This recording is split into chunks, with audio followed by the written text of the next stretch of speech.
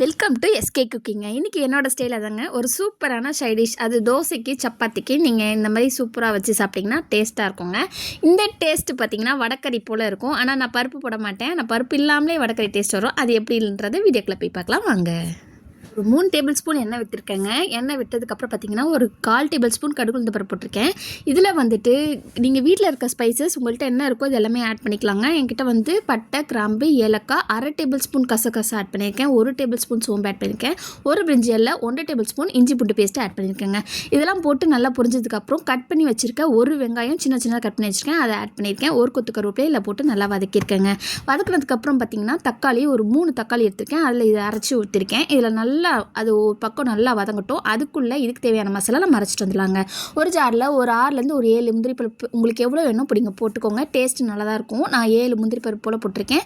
ஒரு 4 தேங்காய் பற்றியும், 1 டேபிள் ஸ்பூன் குழம்பு மிளகாத்தூள், ஒரு 1/4 டேபிள் ஸ்பூன் மஞ்சத்தூள், 1/4 டேபிள் ஸ்பூன் பெருங்காயத்தூள் போட்டு இதெல்லாமே அரைச்சி ஒரு பக்கம் எடுத்து வச்சுக்கோங்க. இப்போ பார்த்திங்கன்னா நல்லா அந்த தொக்கு கன்சிஸ்டன்சிக்கு நல்லா வந்துருச்சு. இப்போ நம்ம அரைச்ச மசாலா இதில் சேர்த்துக்கலாங்க. சேர்த்ததுக்கப்புறம் ஜார்லேயும் நல்லா அலசி தண்ணி ஊற்றி கொஞ்சம் உங்களுக்கு எவ்வளோ திக்னஸ் வேணுமோ அவ்வளோ தண்ணி நீங்கள் ஆட் பண்ணிக்கலாங்க. இப்போ அப்படியே சிம்மில் விட்டுருங்க. நல்லா கொதிக்கிட்டோம். கொதித்து எண்ணெய் பிரிஞ்சு வரும். இப்போ பாருங்கள் நான் சிம்மில் தாங்க விட்டேன். ஒரு 10 நிமிஷம் அப்படியே விட்டுருங்களேன். இப்போ எண்ணெய் பிரிஞ்சு எனக்கு தெளிஞ்சு நல்லா தொக்கு மாதிரி வந்துருச்சு. இப்போ நம்ம கொத்தமல்லி தூவி சுட சுட தோசை சுட்டு இல்லைன்னா சப்பாத்தி சுட்டு நீங்கள் டிஃபன் என்ன செஞ்சாலும் இந்த சைடிஷ் வச்சு சாப்பிடுங்க. சும்மா அல்டிமேட்டாக இருக்குங்க. இந்த வீடியோ பிடிச்சிருந்தா லைக் பண்ணுங்கள், ஷேர் பண்ணுங்கள், கமெண்ட் பண்ணுங்கள், சப்ஸ்கிரைப் பண்ணுங்கள், கூடவே பெல் பட்டனை கிளிக் பண்ணுங்கள். நீங்களும் இப்படி தான் பண்ணுவீங்களான்றதை கமெண்ட் பண்ணுங்க. பாய்.